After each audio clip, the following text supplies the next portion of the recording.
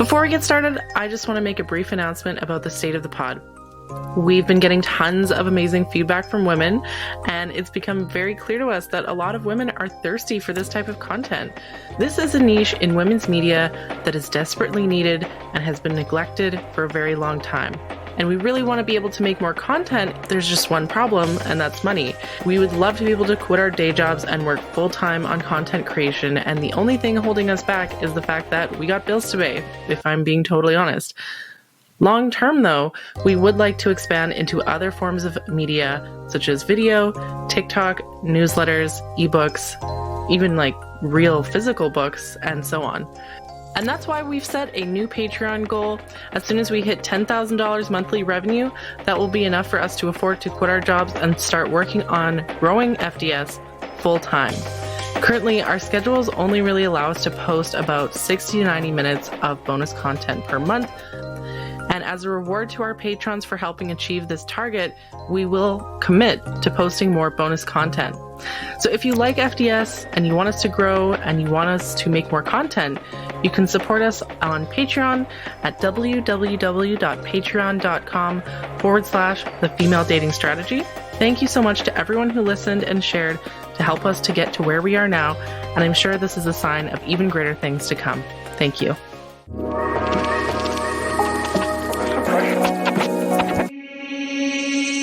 What's up, queens? Welcome to the Female Dating Strategy Podcast, the meanest female-only podcast on the internet. I'm your host, Ro.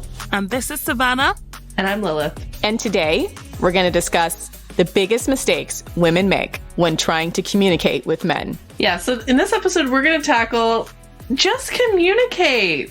The old just communicate. The good old Reddit advice. It's not even just Reddit, to be fair. It's literally all of women's magazines. Just communicate with your partner about, honestly, anything from cannibalism. I found child porn on my boyfriend's computer. Oh, just communicate with him. Yeah, anything from cannibalism to he left the milk out, right? The answer is always to just communicate, which is actually insane, as we've discussed before in a lot of scenarios. So we're going to talk about why just communicate as a strategy is often really, really ineffective. Yeah, I feel like women have been lied to about, how to communicate with men. Like the concept just communicate, you imagine, say you have a problem with your boyfriend and you think to yourself, oh, I'm just going to sit down with him and we'll have a heartfelt conversation about why this bothers me. And then he'll listen and then he'll care and then he'll change his behavior accordingly, right? Wrong. That's not how it fucking works. High value men will. We should actually preface that to say most high value men will make an effort to change if you communicate things with them earnestly. But even in those scenarios, there's just some marked differences between how men and women communicate with each other, communicate with members of their own sex, and massive differences in the way that we're socialized that make the communication between men and women difficult. Yeah, I'd say even high value men sometimes can fall into these traps where, it depends how you're communicating, right? Because sometimes when you're communicating and you're just like emoting, but you go into that conversation without a strategy, you're still not going to be able to get your point across as effectively as if you did go into it with a strategy. And that's even with a high value man, simply because, men and women who've not received the same socialization, even if he's a generally decent guy, he's still received male socialization. And also like the society that we live in, the risks and rewards and the consequences for doing things or not doing certain things are different for men and women. And that's why I think like women and men, when they're communicating with one another, just end up sort of like talking at each other, but don't really understand each other, or underlying behavior ends up not changing. Yeah, soft skills are a thing you can spend a lifetime learning because it's just a matter of putting yourself in a lot of different situations with a lot of different people from a lot of different backgrounds. Sex differences are the most talked about and seemingly sometimes the most unsolvable. We're going to at least attempt to discuss why sometimes the tactics that women try when trying to communicate with men so often fall flat, and why so much of the mainstream advice about just communicate as this being this catch-all for relationship problems more or less won't work. Yeah, the women's magazines will be like, oh, just communicate. And if she's like, I did communicate. And like, oh, but did you communicate the right way? You have to say it the right tone of voice. You don't want to, say it in a way that's going to get him defensive, or you don't want to do this, or you want to do that. And it can come across victim blamey, right? It can come across like, oh, well, you're responsible for his behavior because you didn't communicate the right way. So in this episode, we're just going to go into some of my theories, why I think that communication between men and women often falls flat, some of the male-female communication dynamics. We're going to talk about some of the common mistakes that women make when dealing with men and offer some more effective solutions. And some of this will apply to both men and women, like all humans. Some will apply to both high-value men and low-value men. Some will only be true for low-value men. So let's get into it. I want to start off by saying all humans, both male and female, are motivated by two things: fear of loss and desire for gain. Fear of loss and desire for gain is something that I learned as part of my sales training. And one of the things you learn in sales is that when you're talking to customers, it's not enough to just be really friendly and nice to them. People aren't going to buy something from you because you're a nice person or because they feel bad for you if they don't buy it. People are motivated by generally self-interest, and that doesn't make them a bad person or anything. Like, all humans are motivated by self-interest. And those two main things are fear of loss and desire for gain. That's just something like we're all instinctually sort of like programmed to care about. And even, people think like, oh, but what about altruism? What about doing the right thing? That kind of stuff. And generally speaking, like, altruism is not that motivating. People are not that motivated by altruism. And they'll only do altruistic things if the loss is low or there's something to gain from it. And then we get so much performative altruism, right? Yeah. Like, Coca-Cola doesn't really give a shit about polar bears. They're only doing it for the tax breaks and for the marketing, okay? And just about everybody on Twitter with a blue check is motivated by performative altruism, where it's like, it's the perceived social gain, right? Yeah, and I mean, people think that, and I don't think that's a bad thing. I think we need to really sort of destigmatize the reality. Like, people will say, oh, that's so cynical that people are motivated by self-interest. Yeah, that's just how it is, right? Like, that doesn't make you a bad person. It's just the reality of being a person. But anyways, the thing is, though, because of gender roles and because men and women are socialized differently, fear of loss and desire for gain play out differently in men versus women. I find that men are generally permitted to be more selfish than women. They're not punished for it, and so there's no fear of loss. And in fact, generally, they are rewarded for it. So men on average have more to gain from being selfish than women. Whereas women, we're raised to be endlessly self-sacrificial and to put other people's needs before our own. And from a very young age, girls are pretty much bullied out of our natural self-preservation instincts, right? We're punished much more harshly for quote unquote selfish behavior. So women have more to lose from being selfish, and we're praised when we're selfless and show empathy. And so as we grow up, women, because we've been taught that being selfless and being giving and generous is a good thing, we grow up thinking that we will be continuously rewarded for selfless behavior. And then we end up in relationships with men, and this could not be further from the truth. So mistake number one is appealing to a man's empathy or morality. And so an example of that would be like, please stop doing this because it hurts my feelings, or please stop doing this because it's wrong, or something like that. And basically, it's a mistake because men have just not been socialized to feel empathy for women. Well, I think I want to almost say, it's not that they're completely devoid of empathy for women. It's just that things that bother us are not perceived as something they feel obligated to participate in a solution for, right? I mean, there's just this mentality with men, especially how men communicate with other men. It's like every man for himself.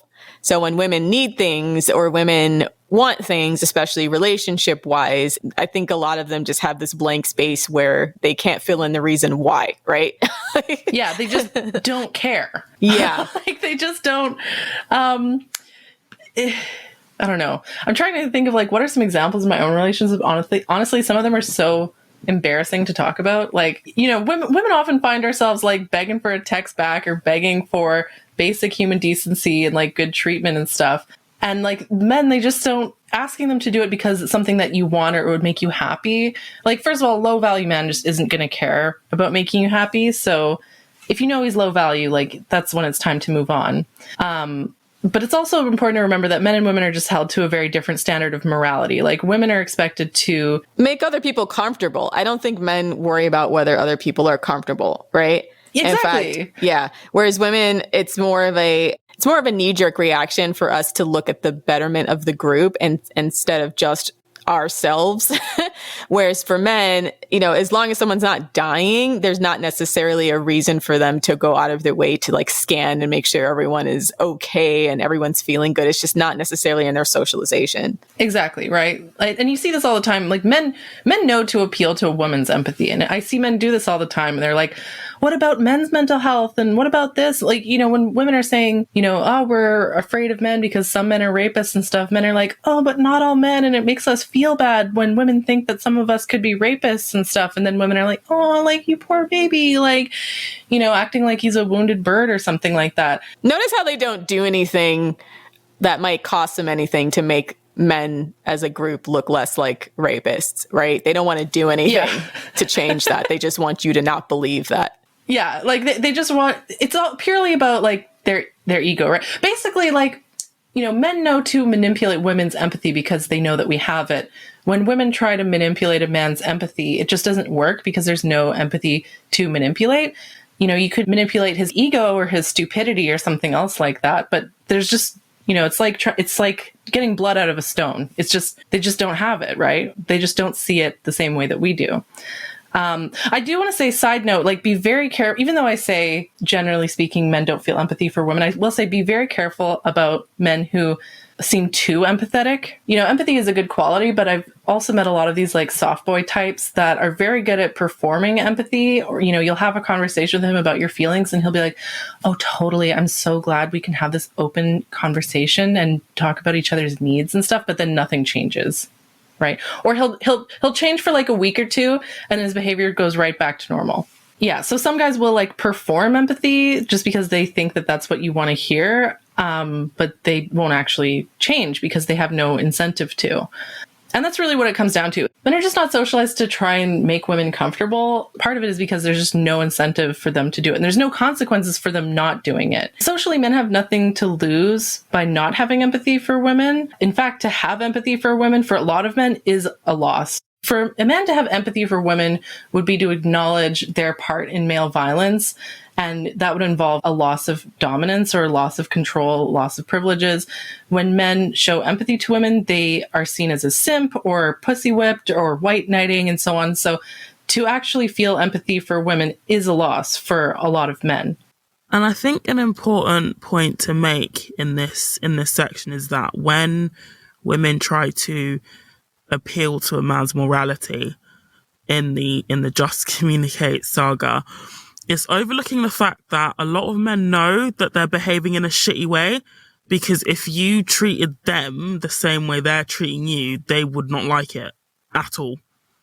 So there's a sense of almost entitlement, yeah, and superiority, in that they feel that they can treat you in a particular way, but then when the boot's on the other foot, they wouldn't like it and they wouldn't stand for it. So it's not that they don't know that, what's right and wrong and, how to treat and, how to speak to people. It's just that they feel entitled to treat you badly and to get away with it. I think they just perceive it as like necessary double standards too, right? Because I remember... They see it as their right. Yeah, I remember reading an essay from a guy who had grown up in a very patriarchal type culture. I think he was like a Southern Baptist type guy.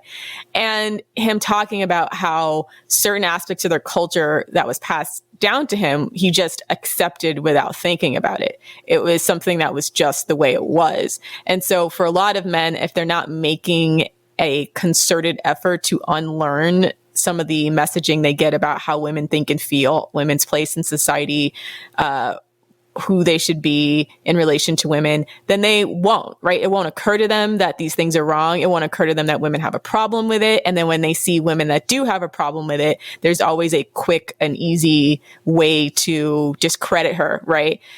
She's a slut. She's a bitter old post-wall spinster, right? There's very, very easy ways to take someone's behavior or perceived behavior and then use that to discredit the validity of their argument. And that's not just done between men and women. That's done on so many different levels. But that's a key part of it too, is that if they don't make that effort, then they won't empathize with the things that women want them to empathize with, because they won't see it as a problem. They'll just think, well, this is the way it is. Or what about men? Or men have this going on, etc. And they know it's one-sided. Like, they expect women to feel empathy for men, but they don't think it's their job to feel empathy for women. And in fact, like, just the way that society is structured right now, men have nothing to gain from having empathy for women, and they have everything to lose. And so my solution, my alternative is, as a woman, you have to be the one to enforce consequences. And I know that might sound really harsh, but quite frankly, like, as so long as men are living in this world where not having empathy for women gets them the result that they want and they're not punished for it, they're just going to continue to do that because they have no incentive to change. I mean, that's the general female dating strategy philosophy. And at least we can't control that, on a society-wide scale, but for the most part, most of us can control that within our relationships, barring certain types of cultures where women really don't have as many choices. But to the extent that you can, the idea is to enforce consequences, and usually that's the loss of your presence for men who don't extend the level of empathy that you feel is necessary. Exactly. And so, yeah, usually it means the loss of your presence or loss of your attention. That's why we tell women, like, block and delete. If a guy, once you identify that a guy's low value, that's when you should leave him. We do understand for a lot of women, they're not going to leave their Nigel. Like, that's just a fact. And so if you're not willing, you're not able to leave him, you have to impose consequences in other ways. So that might mean, matching his energy. For example, if he's not putting in energy around the home, that's when you start to pull back and stop contributing around the home. And, or, say he's not meeting your emotional needs, that's when you stop meeting his emotional needs. Let's say he's a selfish lover and hasn't made you come in 10 years, that's when you just stop having sex with him. Like, if he's not meeting your needs, then you stop meeting his needs. And he's not going to like that. And it's going to be seen as abnormal to him.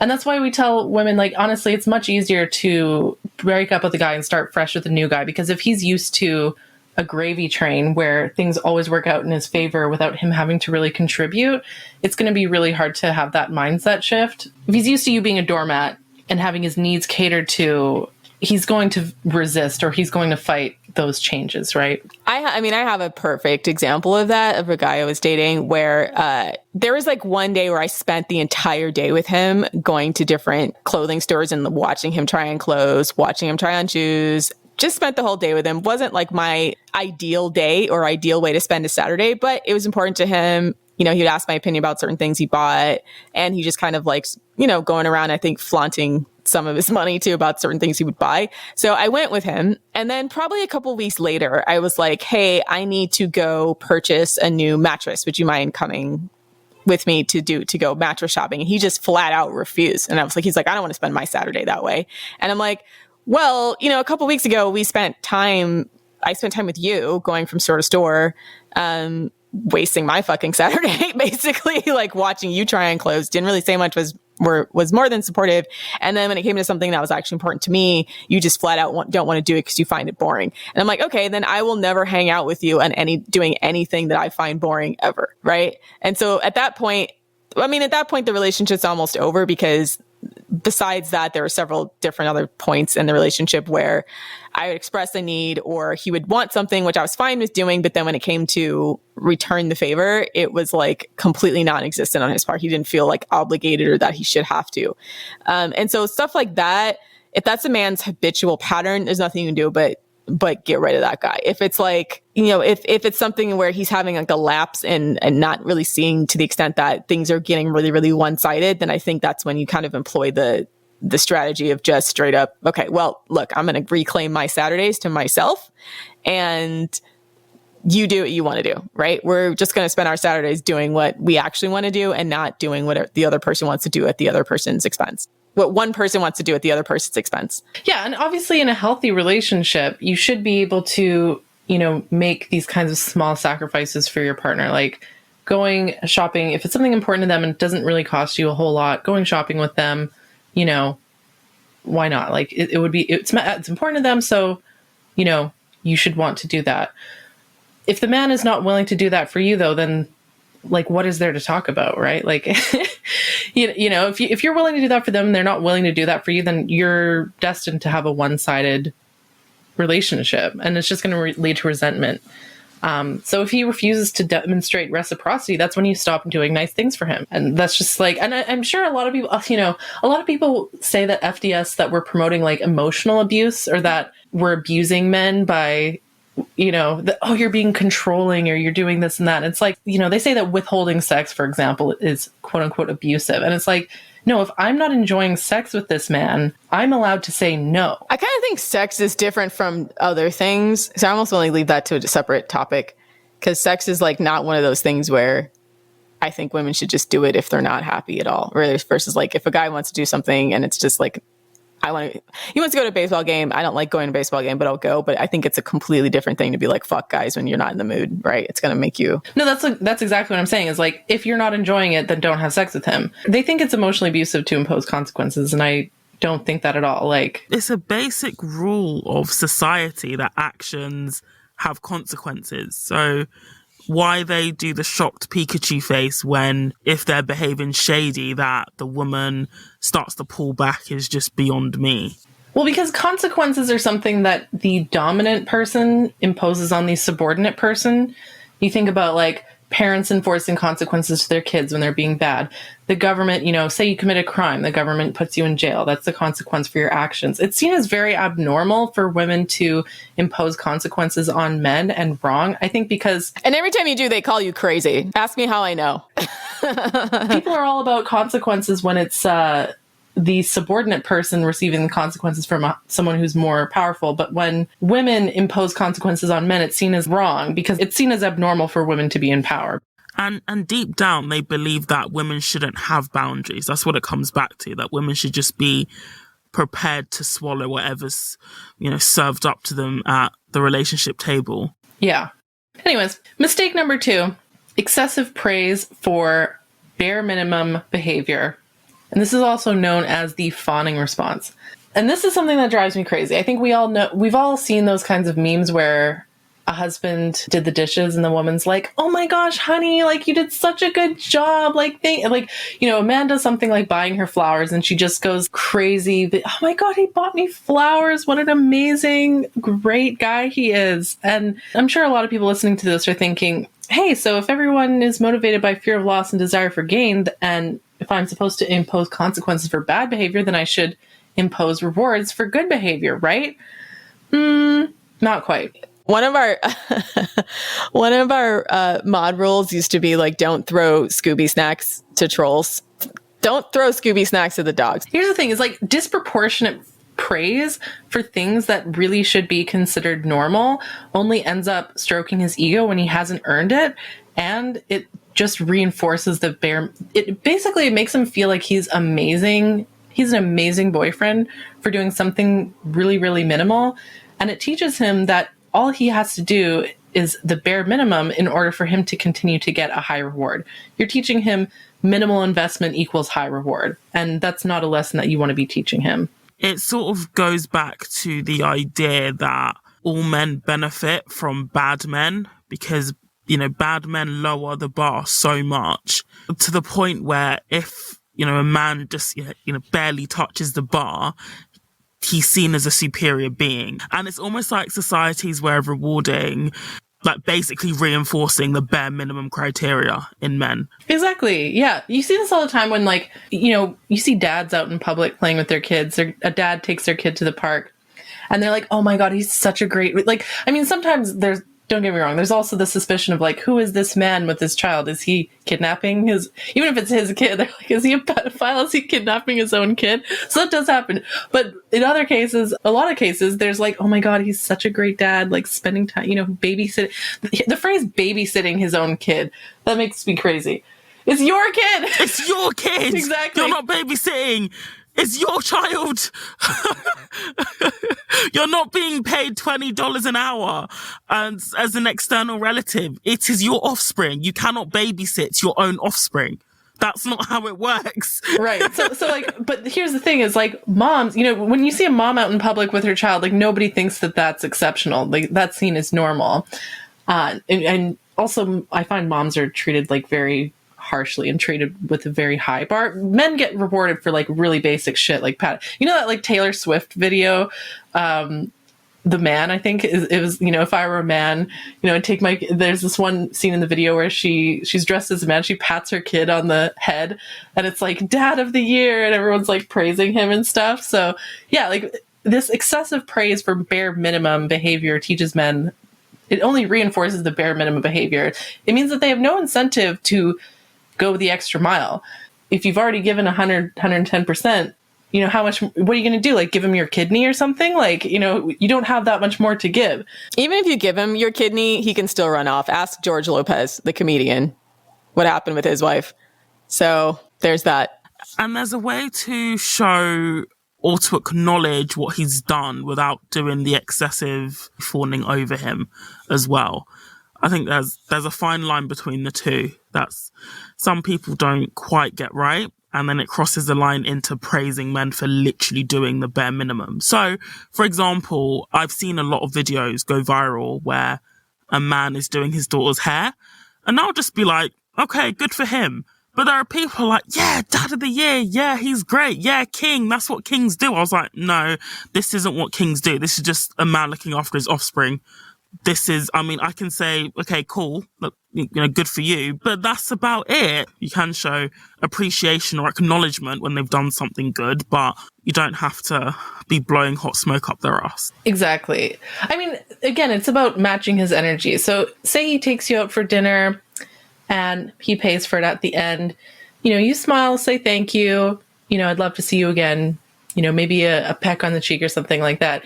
You don't have to be like, oh my God, you're such an amazing guy. Like, guys these days don't pay for dinner. And the fact that you paid for dinner makes you so special. Like that kind of stuff. That's just weird. Right. And we talk about that because you talk about not giving men that much praise as well, because then it gives the impression that you're not used to being treated nicely. You're not used to being treated well. Yeah. Yeah. Exactly. And men, if they get a sniff of that, they will use that against you. If they come to realize that you've been, treated less than stellar before, it makes them, for some men, it makes them believe, well, actually, she could be, it's basically fair game to treat her even worse. You don't want to give away your cards. They think, oh, she would date a guy who treated her badly, then I can get away with treating her badly. And the other thing is, it's sad, but it's true that, like, if a man sees a woman and he knows that she's used to being treated badly, it decreases her value in his mind. As sad as it is, yeah. Even, so-called good guys or whatever. I see so many of these stories on Reddit where a woman is married and she tells a guy that she was either like sexually assaulted or abused or something like that. The man says, oh, it makes me see her differently. It makes me see her as less. And so, yeah, you don't want to give the impression to men, even the so-called good ones, that you've been treated badly in the past, because it's just going to decrease their perception of you. If he asks, just always say you've been treated well and that your past relationships ended due to different goals or something like that. We moved our separate ways. We went on different paths. Right.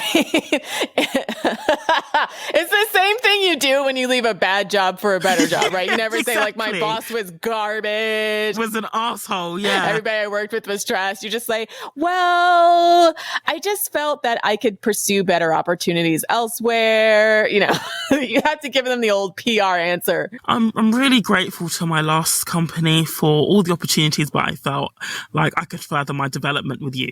That's what you need to say. Right. In fact, like even if I've had a really bad experience at a past job, I'll actually say positive things about the company. Like, I really liked how they invested in their employees. They really invested into their, education and like career development and blah, blah, blah. And I find when you do that, it makes the next company think like, okay, this is what this person has come to expect. And I mean, if you're interviewing with a company, you're interviewing them just as much as they're interviewing you, right? And so some of them will respond by being like, oh yeah, and here are the other like educational opportunities we offer our employees. Like if they're trying to, hire you, if they're motivated to hire you, they'll respond with something like that, right? If they're a company you don't want to work for, they'll be like, they won't have a positive reaction to that, and you don't want to work for them anyways. So even if you have had bad experiences, you're actually more likely to get the result that you want by giving the illusion, at least, that you've had a good experience in the past. And then if the other person is good, they'll want to match that. Yeah, so basically, it just goes back to matching his energy. He knows that if he wants to continue to receive your attention, he needs to reciprocate appropriately. Also, I want to rant about the, like, do not fucking do a sex for chores arrangement. Oh. I hate this so much. Oh. Have you seen those chore charts of like, oh, I do the dishes, I get a blowjob, like that kind of stuff? Have you seen those? I saw a post on Reddit one time, and it was on our sex, which is normally like the typical sex posse community. And a woman was there saying that she was so proud of herself. She was like, oh, my boyfriend did the dishes today, so I gave him a blowjob, and I'll give him a blowjob every time he does the dishes because he never does the dishes. And even the comments were like, this is such a bad idea. Yeah. You know, you tying something like, I guess, your sexual pleasure to whether he washes up after himself. Like, even our sex was like narcissist. That would have got the narcissist flair on that subreddit. It's crazy. First of all, it's like humiliating. Like, you're literally like debasing yourself so he can do dishes. Secondly, like, think more practically, what is the actual lesson that you're teaching him here? You're teaching him that if he wants a blowjob, he has to do the dishes. And so then he's not going to do the dishes unless you give him a blowjob. And then you're basically prostituting yourself for dishes. And like... And then if he doesn't want a blowjob, then he's got no incentive to do the dishes. So you're screwed.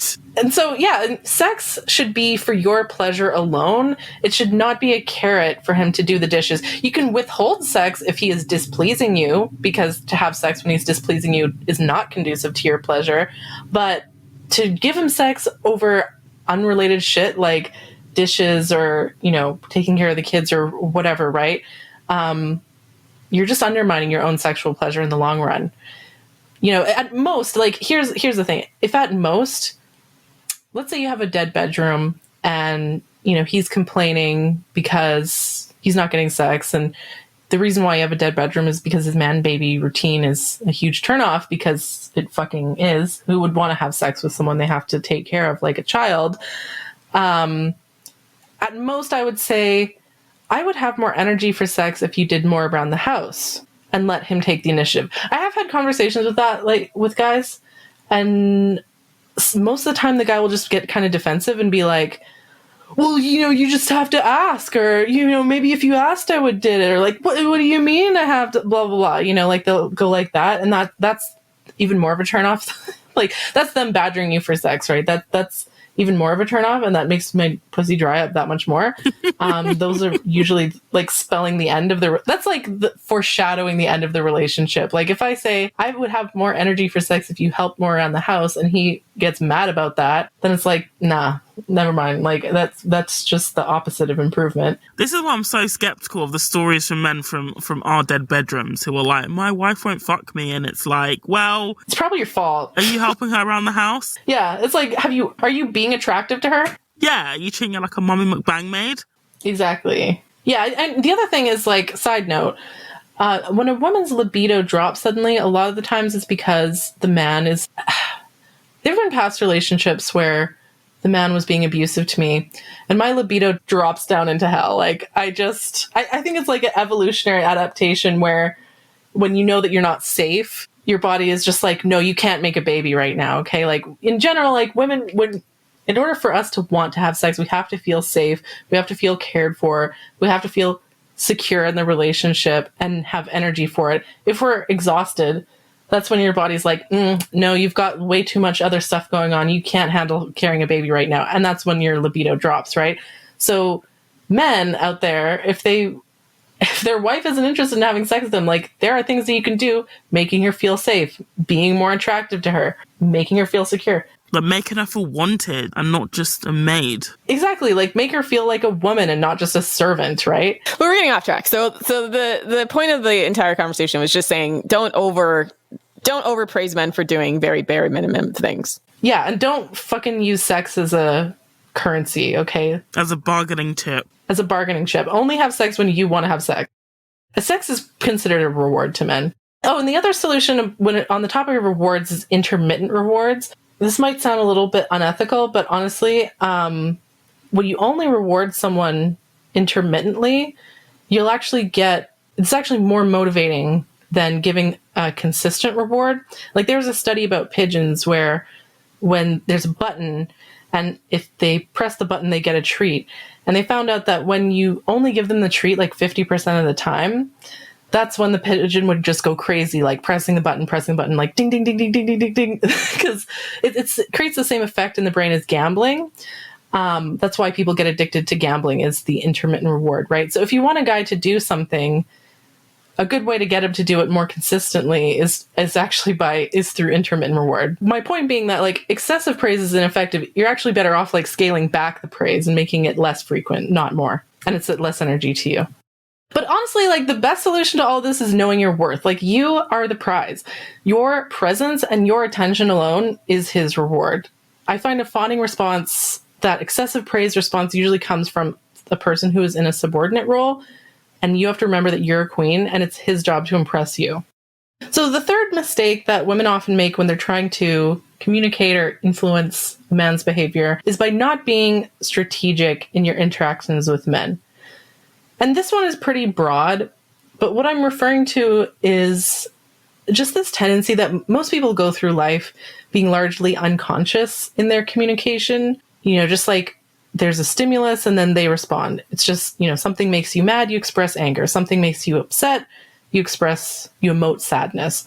I would recommend women to learn to be responsive instead of reactive. And so when you're interacting with men, always be mindful of your objective. Like, what is your goal? Are your actions conducive to achieving that goal? You know, are you going about this in a way that's going to, even if you're right, here's the thing, are you going about this in a way that's going to get you the result that you want? I had a friend the other day tell me that she wanted to bring her dad with her to therapy. And I was like, immediately I knew this would be a bad idea. Like her dad was kind of a deadbeat when she was younger. She didn't have much of a relationship. And now that they're adults, they kind of go for dinner sometimes. They go to the gym sometimes. They have somewhat of a relationship now as adults. But his abandonment of her when she was younger caused a lot of, issues for her, a lot of trauma. She has, I guess what most people call like daddy issues or whatever, not in a funny way, in a very sad way, actually. And so him being a deadbeat when she was younger really, really emotionally impacted her. And so she's been going to therapy about it. And she told me, like, I want to take my dad to therapy and I just want to let it all out. Because every time she tries to talk about the ways that his abandonment hurt her, he either changes the subject or he tries to turn it back on her or blame the mom or, whatever, anything to avoid taking accountability for the fact that he abandoned her when she was a kid. And so she's like, I want to take him to my therapist's office and I just want to let it all out. I want to have a moderator there. Like she basically thought the therapist was just going to be there to be a moderator to help navigate this conversation. And immediately I'm thinking this is a bad idea. And I ask her okay, what do you want to get out of this? And she's like, I just want him to know. And I'm like, why? What are you going to get from that? Why do you want him to know? And she couldn't explain why. She's just like, I'm just angry and I want him to know and he's just not getting it. And we kind of talk back and forth and I ask her, are you willing to cut him off? Because if you have this conversation with him, understand it's going to make things really awkward if you want to keep going to the gym and having dinner with him and stuff, right? What is your goal? Do you want to cut him off? No, she doesn't want to cut him off. Her goal is she wants to repair her relationship with her father and get closer with him. She didn't want to accept the fact that yelling at him for an hour while the therapist moderates it isn't going to be conducive to that. So, we kind of talked back and forth. She ended up realizing maybe I'm going to go about this in a different way, because taking him to her therapist's office to just be angry at him isn't going to achieve her goal, right? So you have to be more mindful of what is your goal in this conversation? How are you going to go about achieving that? The idea is to, when you're having interactions with men, keep in the forefront of your mind, what do I need and what do I want out of this situation? And secondly, what's the likelihood I'm going to get it, right? I feel like those are the two things. Yeah. Be honest with yourself about yourself and the other person. Is this going to work? It seems in the situation with your friend, she was more or less venting. She just wanted someone to be present so that she could vent all of the things that she was feeling, thinking that would somehow, I want to say, make her feel better, or get her feelings across to her dad, which apparently maybe her points were not being fully taken seriously by her dad outside of the context of a therapist. But the question is, would a therapist actually be able to change that aspect of her dad? And would going to a therapist and just venting all your frustrations will that actually benefit you? Will that actually make you feel better? And the answer, it's, seemingly from an outsider, seems probably no and no, just from what we know about low value men. They just fundamentally don't care, right? Like, dragging them in front of a therapist isn't likely to change his behavior. Like, I know her dad, and I know how it's going to go down. He's just going to get defensive. He's probably going to storm out of the therapist's office, so it'll be a waste of the hour, a waste of her money. He's not going to admit fault. He's not going to apologize. Here's what she wants is an apology, and she wants him to, like, make up for all the things that he didn't do when she was a kid. Which he can't. Well, first of all, he may not apologize, and even if he does, it may not be sincere. And then, yeah, the last point, they can't make up for all the time that he missed when she was a kid. It's over now. Exactly. Like, the best, and here's the thing, like, I can tell he definitely feels bad about, and this is just like what men are like, right? Like, they might feel bad about something, they might try to, like, make up for it later in life. And even if it's like, you can decide for yourself if it's too late and decide you don't want to deal with that, right?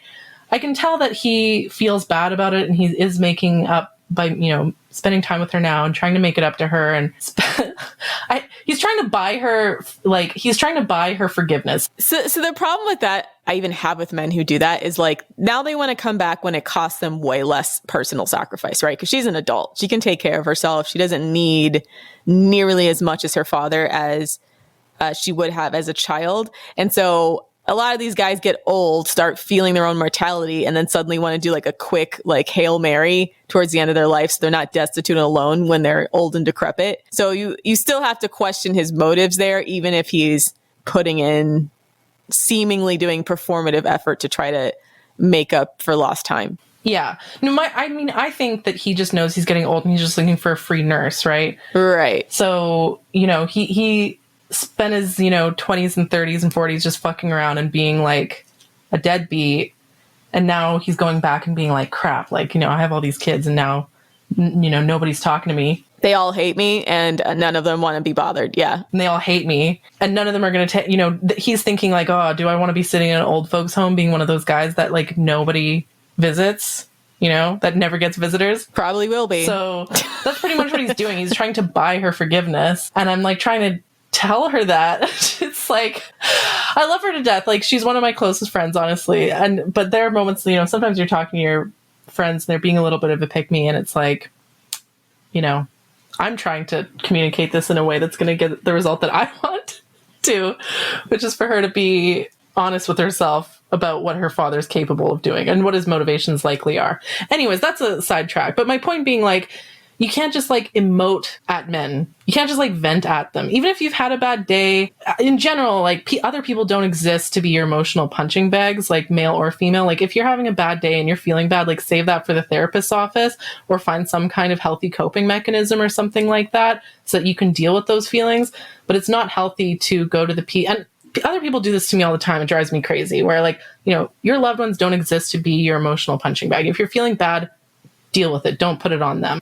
So, but let's just say you're angry at your partner. Like, you're not mad about work. You're not mad about something else. You're actually angry at something that your partner did. I'd say one of the most common ones is, nagging or, repeating yourself, basically. And nagging, I mean, when women nag, it's because you want your man to do something and he's just not doing it. And so you think, if I say it again 2, 3, 4, 5, 10 times, then maybe he'll get it. And he won't. Here's the thing, like, with nagging, the more you repeat yourself, he's just going to tune you out. And he's just going to learn that your word doesn't matter and that he can continue to ignore you with no consequences. Nagging is basically what happens when the woman is just like, she wants him to do something, but she's too spineless to leave. Like, you hear all these stories of, my wife divorced me because I didn't do the dishes. And it's not just because of the dishes, right? Like she was probably saying like, this bothers me, this bothers me, this bothers me, this bothers me. And he just ignored her. And by the end of it, they always act blindsided, right? Like they always act like this came out of nowhere. Even if his wife was crying every single day for 20 years, he'll be like, this came out of nowhere. And the reason why they say that is because it wasn't that they didn't know that she was unhappy. It's that they didn't think that she would ever actually leave. The solution that I want to suggest is don't nag men. It's a waste of your emotional energy. It's just teaching him that your needs don't matter. Your word doesn't matter.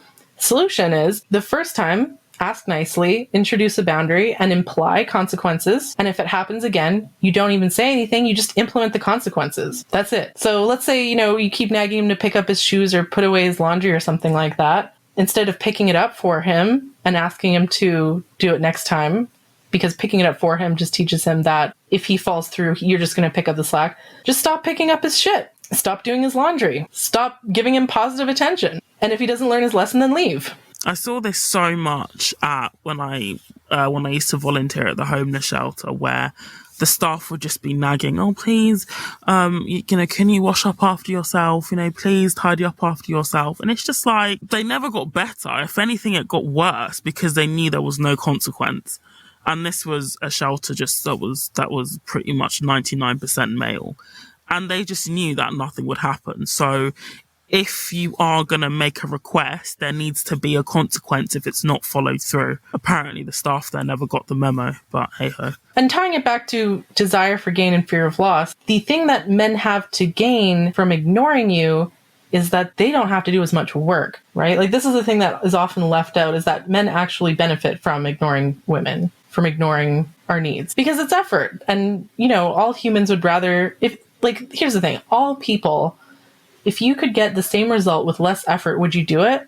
Or would you choose the high effort or the low effort way if you could get the same result? You'd choose the one that's less effort. And so you have to make it costly for them to do it the way that you don't want. If they have the option between doing the dishes and their wife talks to them nicely, then they're going to go with that over, not doing the dishes and their wife leaving them, because if she left, that would make his life more difficult. Yeah. So the strategy here, kind of to wrap up what you're saying, is to, one, if you communicate, have that communicate be enforced by either some kind of consequence behind it, or you don't even have to frame it giving him an ultimatum.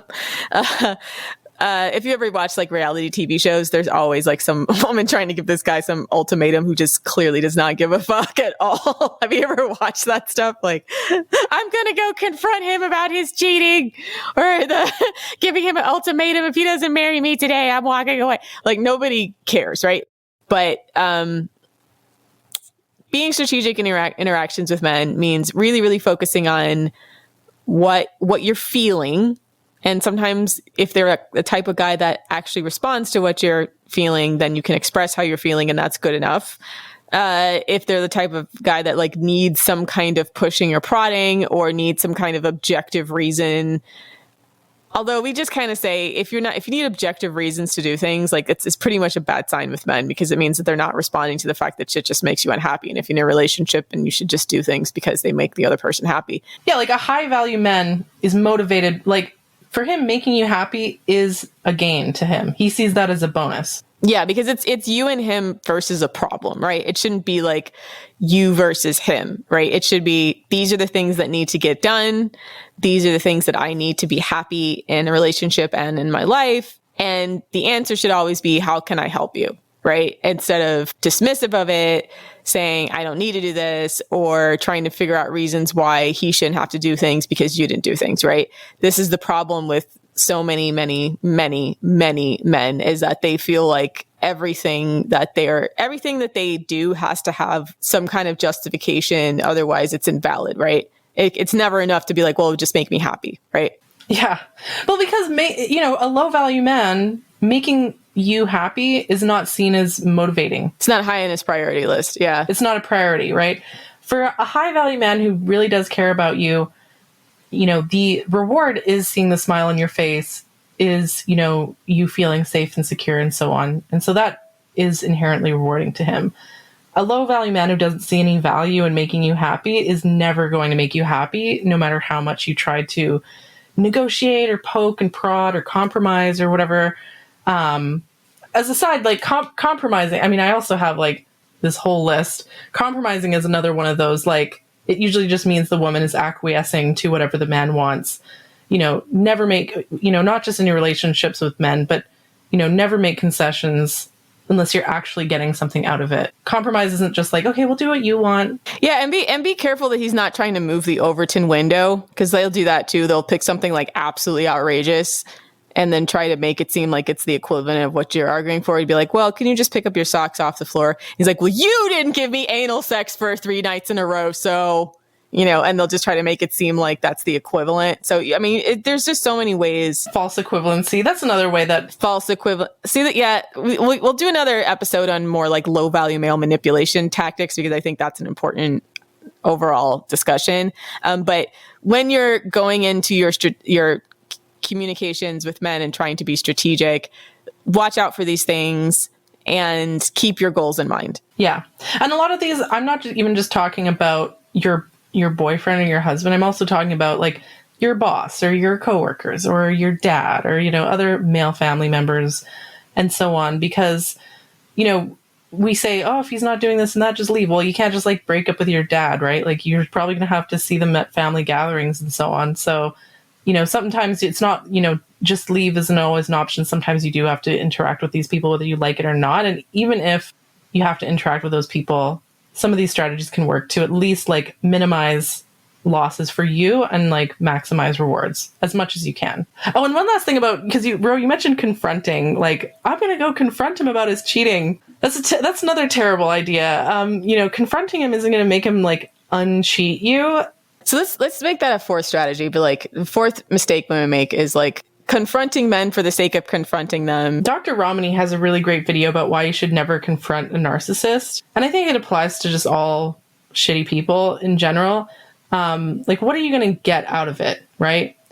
Nothing. Like, it's just going to give them an opportunity for them to lie to you and manipulate you and frustrate you and waste your energy and make your head spin. And also, the other thing is that just like, you're just showing them your cards.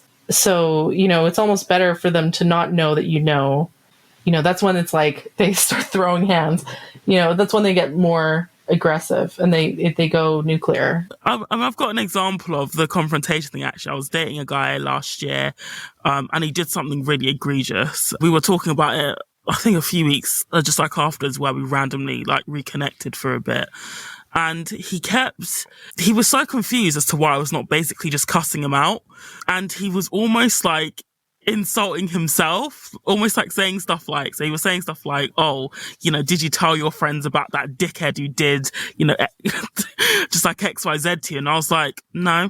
So he was really thrown off by the fact that I was literally not cussing him out, because that's clearly what he expected I would do. And obviously I was really, I'd cussed him out to like my therapist and anyone who'd listen, but I didn't tell him that because I didn't want to give him the satisfaction of, knowing that he really got to me, and that really threw him off. So he started basically insulting himself, basically revealing. He's probably doing that to try to elicit your sympathy. He wanted you to jump in and be like, no, baby, you're not a dickhead. Like, I forgive you. I did. Yeah, but I didn't like correct him, but I was just like, no, I didn't. And he literally said, like, I'm trying to work out why, I don't understand why you're not angry. Because I just refused to show him that I was angry. Yeah, no, that's smart. Like, ladies, you gotta have emotional self-discipline when dealing with guys. Vent to your friends, vent to your therapist, vent to the stranger down the street, but don't send him paragraphs. Just don't do it. Yeah, the typing in paragraphs, it's like, you're not gonna make him feel bad. If anything, he's just gonna see that and he's gonna have that, like, smug sense of satisfaction that he provoked a reaction out of you, right? And it'll probably save you as like the crazy chick in quotation marks in his phone to show to his friends. He'll probably like screenshot it and put it in his like group chats and be like, haha, look at this girl who's obsessed with me, Yeah. Oh, she's crazy. Circling back to like desire for gain, fear of loss, like even negative attention, men weirdly seem to see that as a gain. They see that as a reward. The ultimate consequence that you as a woman can impose on men is a lack of attention, or just ignoring them, or withholding your presence. Or apathy. just straight apathy. Or just complete apathy. Yeah, because like men want women to men want women's attention, positive or negative. And they want women to react to them as well, to what they're doing. They want that reaction because it signals to them that you're invested in the situation or in them. And when you don't give them that reaction, it really throws them off balance. Like if you were to remain just completely stoic in front of men, it will start to come out just how they'll start goading you almost just to get a reaction out of you, like what happened to me. And when you don't bite, it will really confuse them because they don't know what you're thinking as well. Like he was clearly almost, in my situation, he was clearly trying to guess what I was thinking, but I wasn't telling him if he was right or wrong. And that really bothered him when you don't know what someone else is thinking, especially when you've screwed them over in a massive way. And he knew that as well. Yeah, I find like, men are so used to women just like emoting. And so here's the thing, like men are not scared of women's anger the same way that women are afraid of men's anger, because men's anger is like scary and violent. Women's anger, like men see it as like amusing. They don't actually feel like they're in any physical danger. I find like cold anger to be much, much more effective for influencing men. Like if you just blow up at him, he's just going to dismiss you as crazy and he's just going to like ignore you and use it as an ego boost. When you have this like sort of cold anger, it almost like switches some part in his brain and you become like this cold and dispassionate mother that he wants to win the approval from. So yeah, like that's why like emotional self-discipline, ladies, like highly recommend. So just to wrap it up, it's important to be strategic in your communications with men. You have to understand the sort of power dynamics at play, the different socialization that men and women have had, and therefore our different motivations. And first of all, like have emotional self-discipline, understand that appealing to men's empathy or morality is not going to be as effective as appealing to desire for gain and fear of loss. And don't excessively praise men for bare minimum behavior because it's just not going to get you the result that you want. When interacting with men, you always have to be mindful of your goal and whether your actions are being conducive to helping you achieve that goal. All right. And that's our show. Follow us on Twitter at fem.strat, as well as visit our website, thefemaledatingstrategy.com. And if you'd like to hear some bonus content, go to patreon.com/thefemaledatingstrategy. Thanks for listening, queens. And for all you scrotes out there, make sure you invest in your kids early so you don't end up alone in a pool of your own dribble. Die Mad. See you next week.